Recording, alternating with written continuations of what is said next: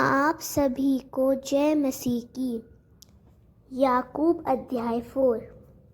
याकूब का चौथा अध्याय हमें आत्मिक जीवन की गहराइयों में झांकने के लिए मजबूर करता है।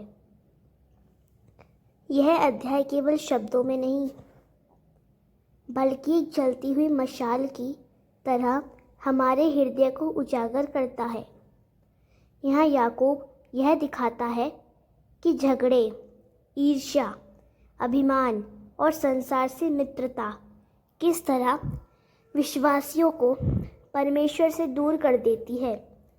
यह अध्याय हमें चेतावनी देता है कि बाहर के संघर्षों की जड़ हमारे भीतर की वासनाओं और स्वार्थ में छिपी होती है।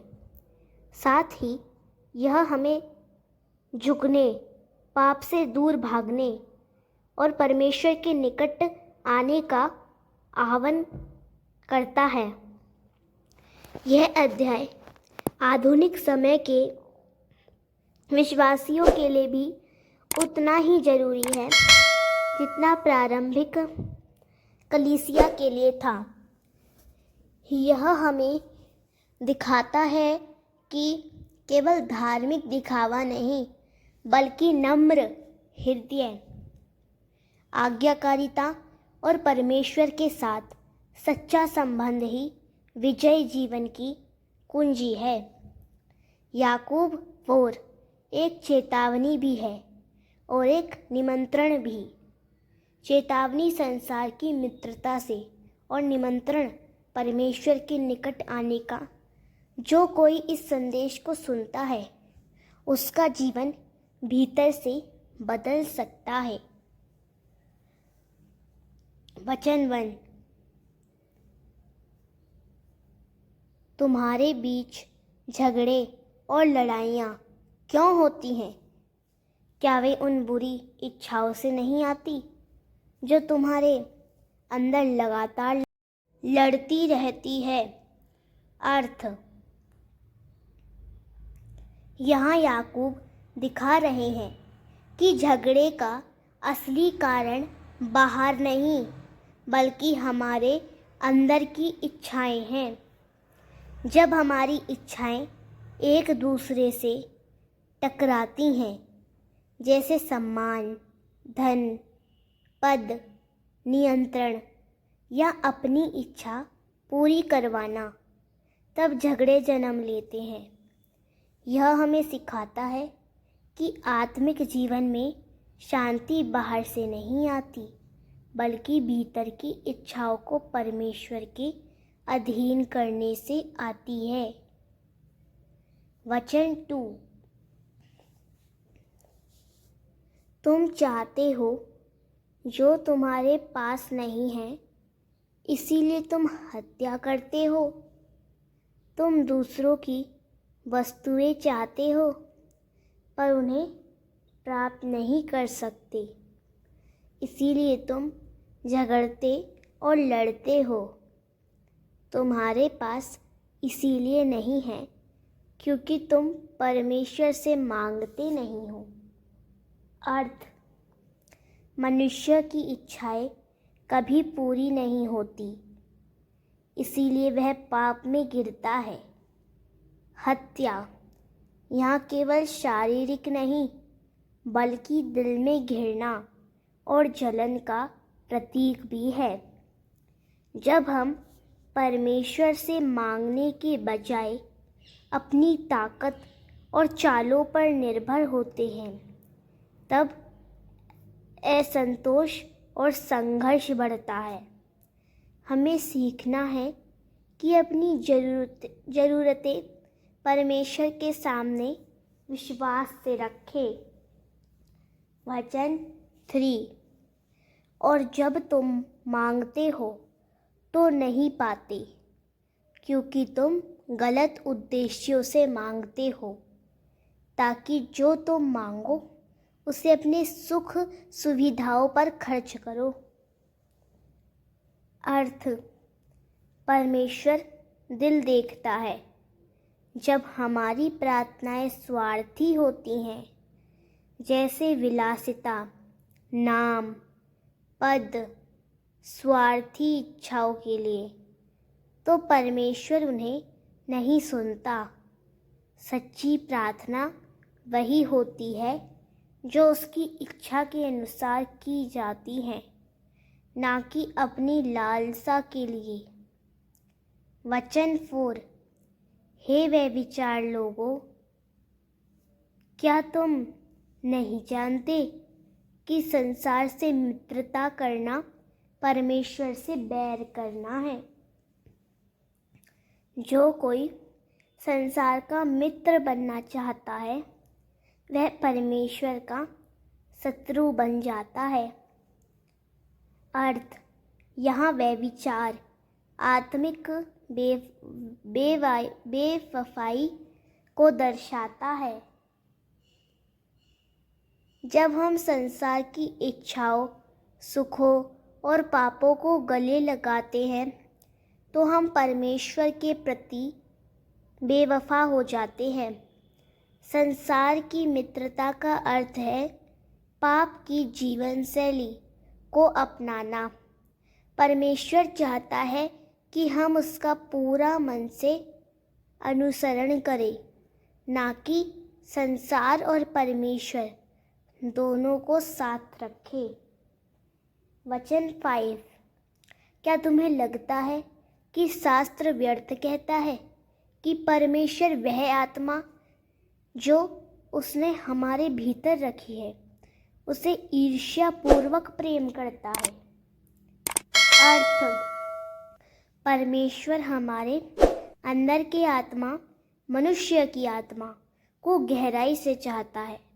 वह नहीं चाहता कि हम उसे संसार के लिए छोड़ दें।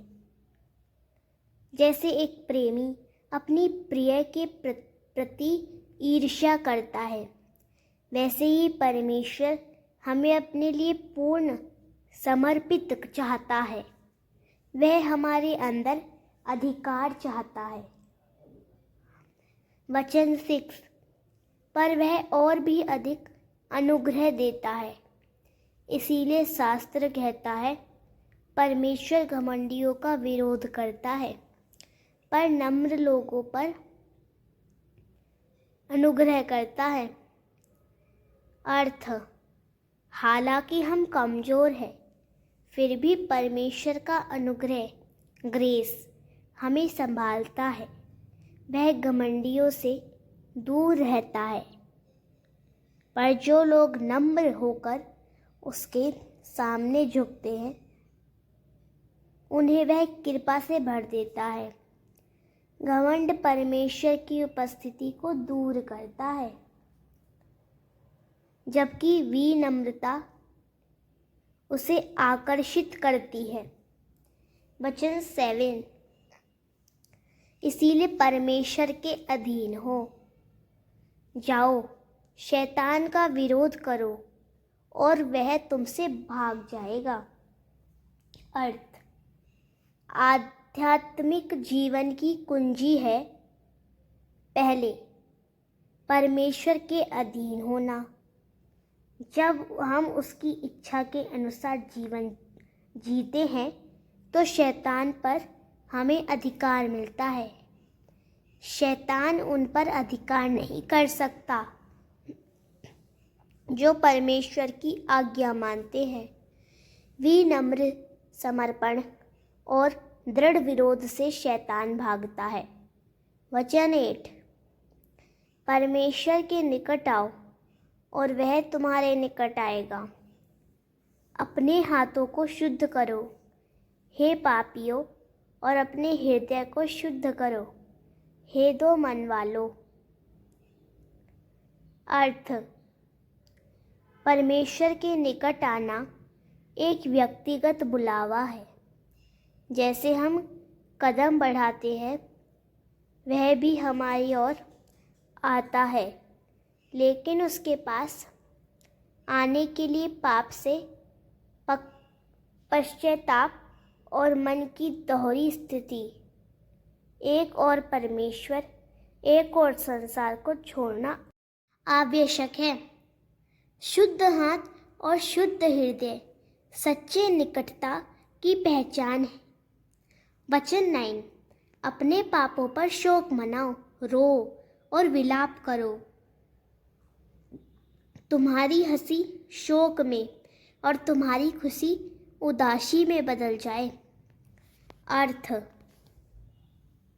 यह वचन दिखाता है कि सच्चा पश्चाताप हल्का नहीं होता। जब हम पाप की गंभीरता समझते हैं तो हमारा मन टूटता है। यह विलाप आत्मिक परिवर्तन की शुरुआत है। परमेश्वर टूटे और खेदित हृदय को तुच्छ नहीं जानता। वचन 10, प्रभु के सामने स्वयं को दीन बनाओ और वह तुम्हें ऊंचा उठाएगा। अर्थ,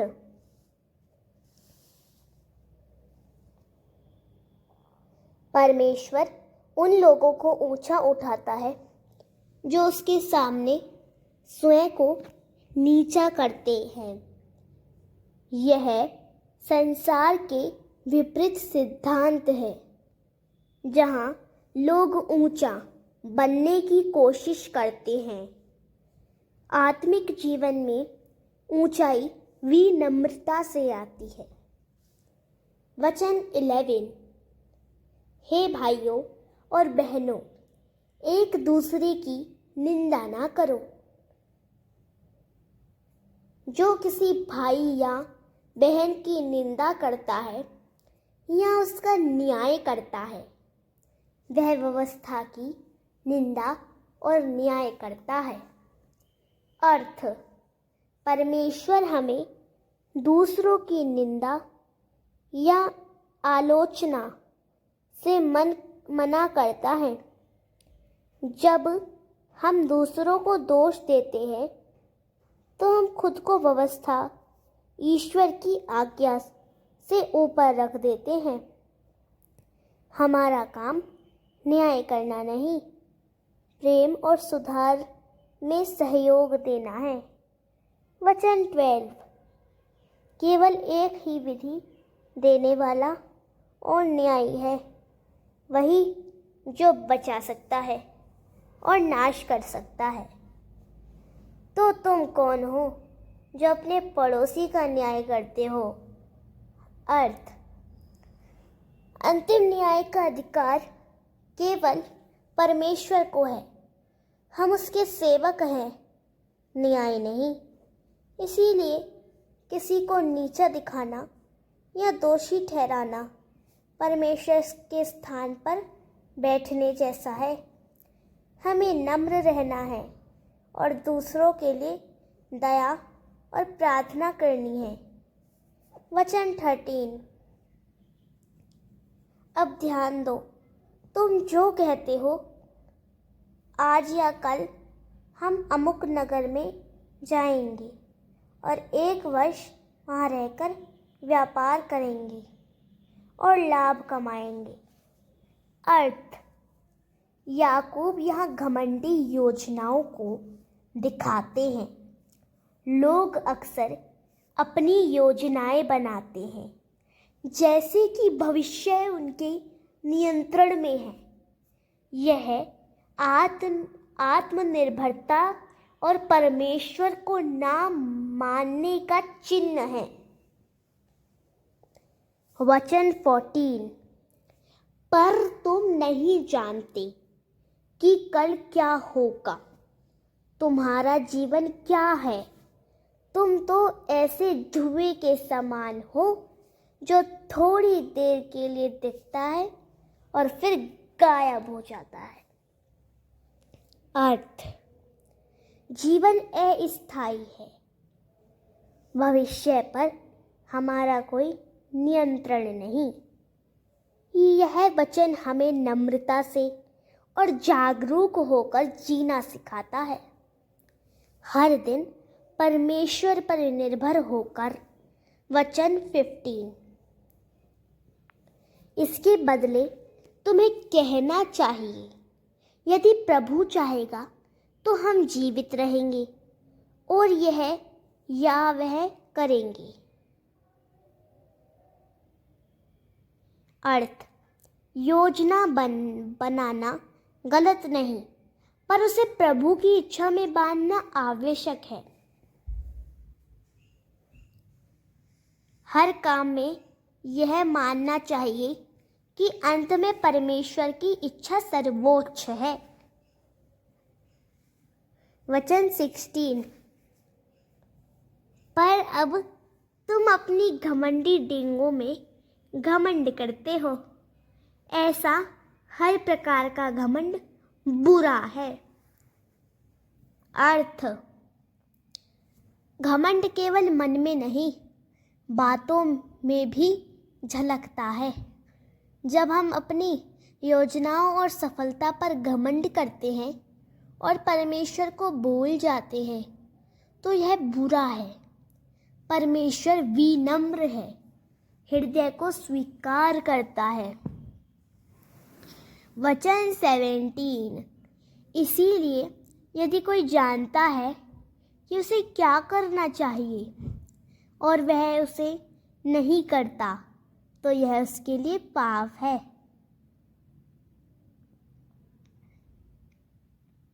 अर्थ, यह अध्याय का निष्कर्ष है। सिर्फ बुरे काम ना करना ही काफ़ी नहीं, बल्कि अच्छा जानकर ना करना भी पाप है। परमेश्वर चाहता है कि हम ज्ञान को कर्म में बदलें। ज्ञान और आज्ञाकारिता साथ साथ चलने चाहिए। याकूब अध्याय 4 हमें यह सिखाता है कि हमारे भीतर की इच्छाएं और गर्व हमारे जीवन में संघर्ष और अधर्म पैदा करते हैं। जब हम दुनिया की तृष्णा और लालच में फंस जाते हैं, तो हमारा दिल परमेश्वर से दूर हो जाता है। यह अध्याय हमें चेतावनी देता है कि आपस में लड़ाई, ईर्ष्या और अहंकार से बचें।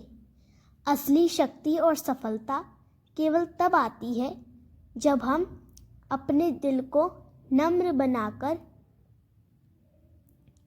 परमेश्वर की इच्छा के अनुसार चलें। हमें याद रखना चाहिए कि दुनिया की योजनाओं पर निर्भर रहना हमें अस्थिर बनाता है, लेकिन परमेश्वर की योजना में चलना स्थायी और सुरक्षित रास्ता है। यहाँ स्पष्ट कहा गया है कि ईश्वर के विरुद्ध मत लड़ो और अपने भीतर के अहंकार को त्यागो। हमें अपने शब्दों, विचारों और कार्यों में नम्रता, धैर्य और दया दिखानी चाहिए। इस अध्याय का अंतिम संदेश यही है कि परमेश्वर की ओर रुख करने वाले विनम्र और नम्र मन वाले ही उसकी कृपा और आशीष प्राप्त करेंगे। जब हम अपने अहंकार को छोड़कर उसकी इच्छा के अनुसार जीवन जीते हैं, तभी हम सच्ची खुशी, शांति और आध्यात्मिक वृद्धि प्राप्त करते हैं। अगर आपको यह वीडियो पसंद आया हो तो आप इस वीडियो को लाइक करें और हमारे चैनल पवित्र यीशु 97 को सब्सक्राइब करें और कमेंट में प्रभु की महिमा के लिए आमीन या हालेलुया ज़रूर लिखें। Thank you.